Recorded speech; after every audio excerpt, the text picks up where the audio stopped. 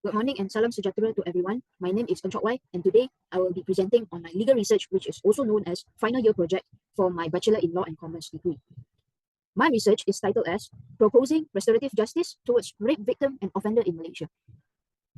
First of all, I would like to thank my lecturer, who is also my supervisor, Ms. Suzy.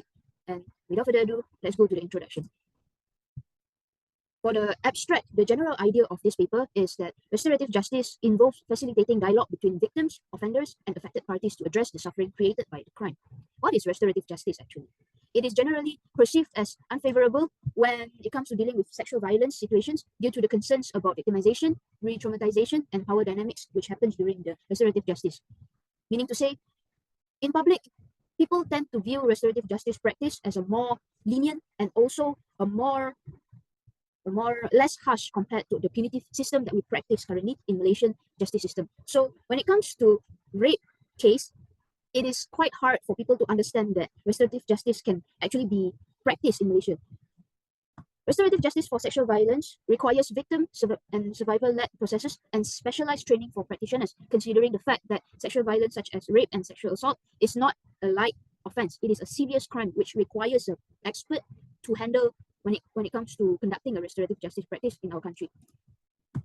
So the introduction for this overall paper is that restorative justice uses a community-oriented approach in its practice of justice, in which any related parties are involved in the process of enhancing the effectiveness of the justice system. Restorative justice purpose is mainly to strive forward in the direction of healing and rehabilitative opportunity, majorly for the victims themselves, also to enhance communal life quality. However, the justice system in Malaysia has yet to implement restorative justice mediation, especially for the rape cases, due to several factors such as the focus on offender and state relationship, the victim's well-being, and cultural considerations. The Malaysian justice system carries great weight when it comes to approaching rape matters. Hence, it is normal for it to prioritize the relationship between the offender with the current legal system, as opposed to the dynamic of victim and offender, which could serve as a key to the healing of victim for their traumatic experience. This shows that the mediation between victim and offender is not a current attention within the practice of Malaysian justice system, as mentioned earlier. Thus, restorative justice is defined as a series of procedures based on indigenous practice during peacemaking process that reduce recidivism and lead meaningful harm repair. The key words in my research is rape, victim impact on victim, perception towards offender, restorative justice, and Malaysia. Moving on to our problem statement. Rape is an offense that centers the human body, dehumanizes victims, transgresses humanity's conscience, and harms victims' physical, mental, and reputation. Tragically, it can also result in death scenario of innocent people due to violent transgressions. Rape was the only assault crime to see a rise over the previous 2 years in Malaysia, as compared to the statistic for other assault offenses like causing injury, robbery, murder, which declined like in 2022 since 2021. In terms of violent and sexual crimes, rape saw the biggest percentage increase between 2021 and 2022, going from 1,360 incidents, and it increased to 1,491 cases. There is a 9.6% of increase in terms of violent and sexual crime in Malaysia. The question that I will be questioning is that what is theory of punishment for rape offense in Malaysia in the first place? Next, I will also look into the impact of the rape on victim to examine what kind of the effects and aftermath that is being faced by the victims of rape incidents. Lastly, I will also question on what is restorative justice and how can it help rape victims and offenders in Malaysia. It is utmost crucial to acknowledge the challenges that lie on the path of restorative justice practice, as proposed framework aims to provide restorative justice in some situations such as rape. Another distressing evidence shows that the statistic has also proven that minors below 18 of age are most likely to become a victim of rape in this country, given to their vulnerable state and conditions.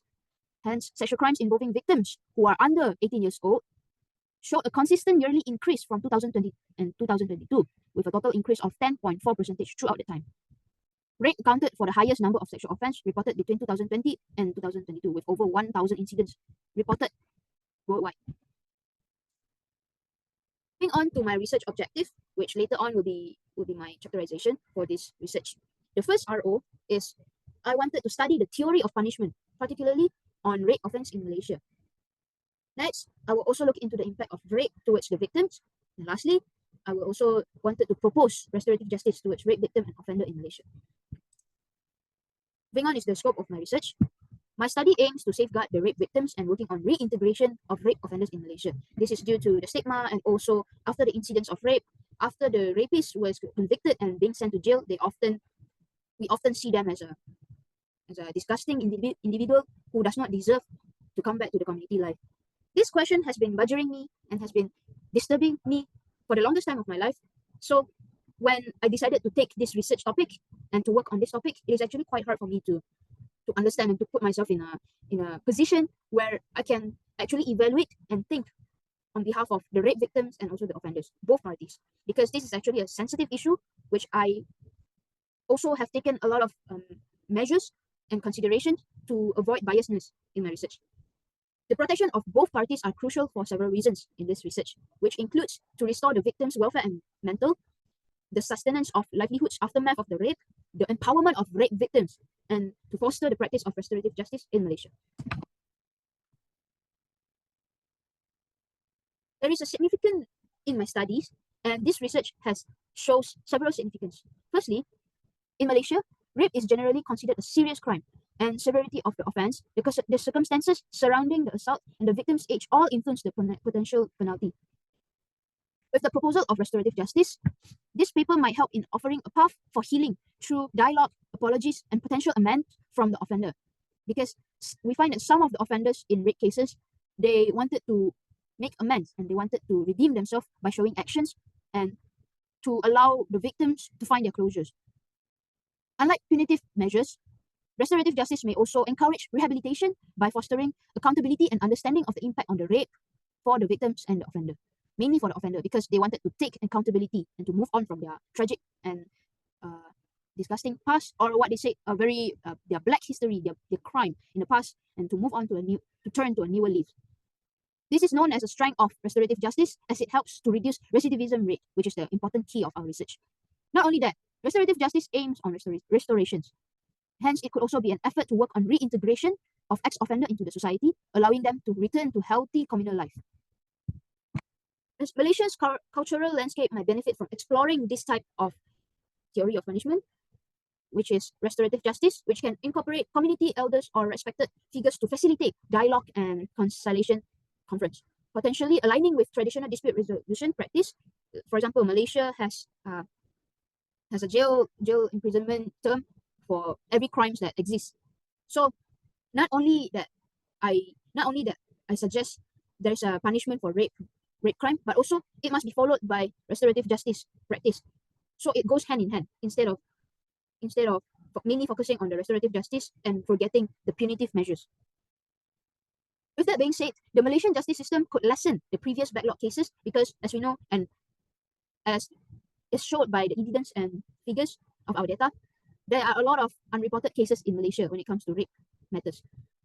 Restorative justice programs, when appropriate, could offer a faster and less resource-intensive resolutions for certain rape cases. Not only that, by focusing on healing and accountability, restorative justice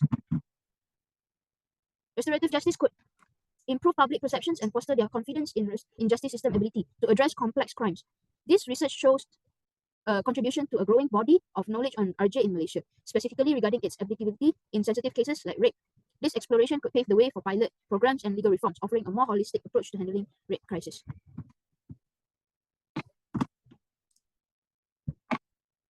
The methodology of my research is doctrinal approach. Primary and secondary sources are used in this study data collection. Although Malaysia has yet to draft a single and comprehensive statute which solely dedicated to the practice of RJ, this thesis will look into several existing law and statutes which incorporates restorative principle, namely Child Act 2001 and Criminal Procedure Code, and also Penal Code.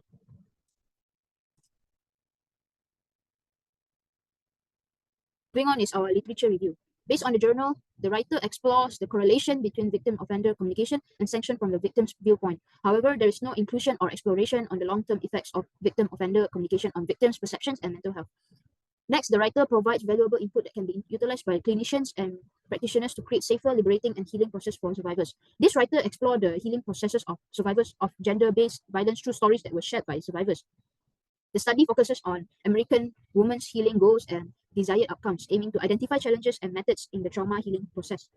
Nevertheless, there is a lack of deeper exploration on the specific support mechanism that could effectively address the challenges and methods in the trauma healing process. The third one is the right to reintegration. And in this article, the author underscores the practical and normative significance of reintegration, particularly in racial disparities context in the justice system, and the need to address the challenges faced by ex-offenders upon re-entry in society. However, it does not extensively address the specific challenges and barriers faced by different subgroups of ex-offenders, such as racial minorities, individuals with mental health issues, or those with limited access to education and vocational training. Moreover, another study evaluates the outcome of restorative justice, mainly highlighting the aftermath effects on victims' psychological state who participate in restorative practice. The findings shows these practices can bring positive psychological impact on victims with effects of post-traumatic victimization and also viewpoint towards the offenders. Nonetheless, this paper did not include more existing female offenders, which could have reflected this statistic better. Last but not least, the author introduced a novel hypothetical guideline that shed light on varying dimensions of recovery process for a victim. The framework shows an account for the recovery process, which highlighted the significance of addressing the unique circumstances of different cases. However, the gate of this article does not fully address the possible influence of gender, age, and culture that could result in different stages and pace of recovery process for different victims of rape cases. There is also a limitation in my research, which I admit, and it is noted that the limitation of research has been applied in similar cultural contexts, specifically for rape cases, which brings a difficulty in finding definitive conclusion about its effectiveness in Malaysia, given the differences of culture and norms as compared to other countries in the Western region. This paper also acknowledged the potential of restorative justice to re-traumatize our rape victims who may be pressured to participate or unprepared for facing their offender if they really wanted to practice restorative justice conference, let's say. Thus, it is utmost important to consider the experience of the rape victims to prevent any further emotional trauma and damage. With that said, most of the research papers that were being used in this research as a reference find that not all offenders are suitable candidates for having a dialogue when authors are trying to discuss on restorative justice towards rape cases. Hence, it is required to have a robust risk assessment tool to ensure victim safety and program success, which is often time consuming to carry out in research. Moving on to my chapter 2, which is to study the theory of punishment, particularly on rape offense in Malaysia theory. This chapter introduced the theoretical foundation of punishment, which entails different theories for punishment, including retribution, deterrence, rehabilitation, and restorative justice. It helps to analyze Malaysia's position on rape punishment framework while also reviewing the applicable laws and penalties linked with rape under the Malaysian Penal Code, such as Section 375 and Section 367, which entails about the rape punishment. We will also look into the correlation of crime, freedom, and punishment as a theory overall.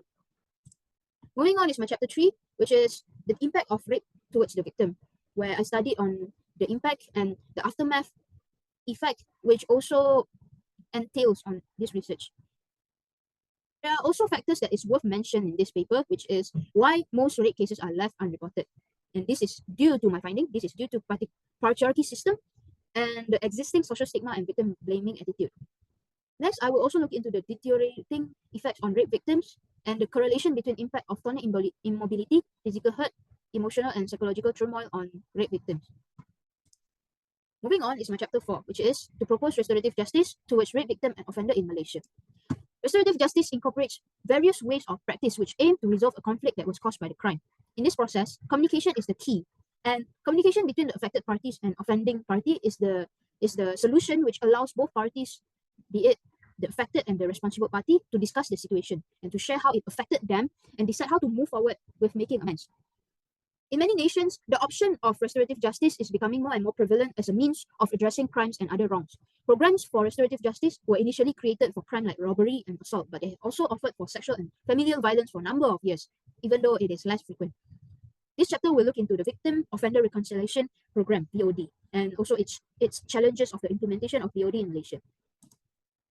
My finding and analysis for this research is I will look into the restorative justice framework from other countries, looking into the restorative framework from New Zealand, USA, India, and United Kingdom. Next, I will also have an overview on Malaysia's current framework on rape case management, and this will specifically focus on One-Stop Crisis Center, in short, OSCC. The figure shows that the stages of procedure and their respective standard for New Zealand's restorative justice practice, where there is 5 stages. So all of these standards underpins the decisions and the practice direction of restorative justice. Next, this is a figure which illustrates the rape case procedure in Malaysia, which currently exists in this country. This is an overview of Malaysian current framework on rape case. Moving on to my important part of this research is the recommendations, which is to develop restorative justice practice framework for rape cases in Malaysia. Firstly, I recommend that there is a restorative justice council board to come into existence, because before we move into the other recommendations and process, it is important to have a specific body of a restorative justice council, so that it makes a hierarchy and there is a systematic flow when it comes to handling such matter. Second is my victim offender reconciliation program, in short, victim offender dialogue, VOD, where it is practiced almost in other countries that practice restorative justice practice.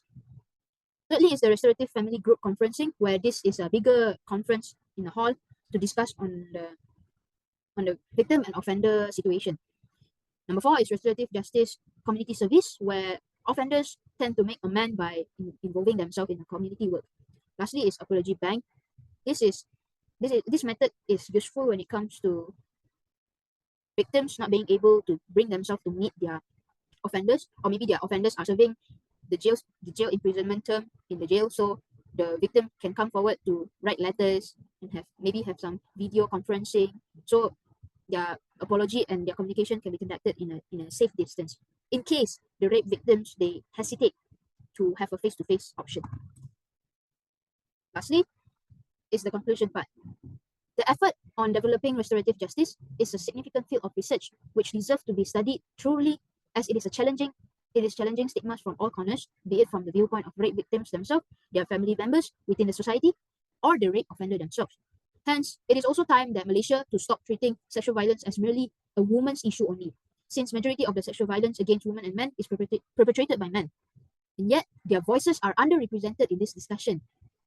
Therefore, this study aims to visualize all the suffering that it could help to solve and alleviate if it successfully helps the society to be daring, to be brave, to face this issue together. Because deep down, whether or not the offender deserves forgiveness from their victims, the victims deserve peace. After all, we as a society cannot we as a society, we have no power to change the fact that rape is inevitable. Rape matter will unfortunately happen, because the world is too complex and people are too complex. And sadly to say, rape happens. It still happens in our current society. However, we can work together towards better handling during the aftermath journey in order to help both victim, society, and also the rape offenders. It's all from me. I'm Chok, and thank you so much for listening to my presentation on my legal research titled Proposing Restorative Justice Towards Rape Victim and Offender in Malaysia. Thank you.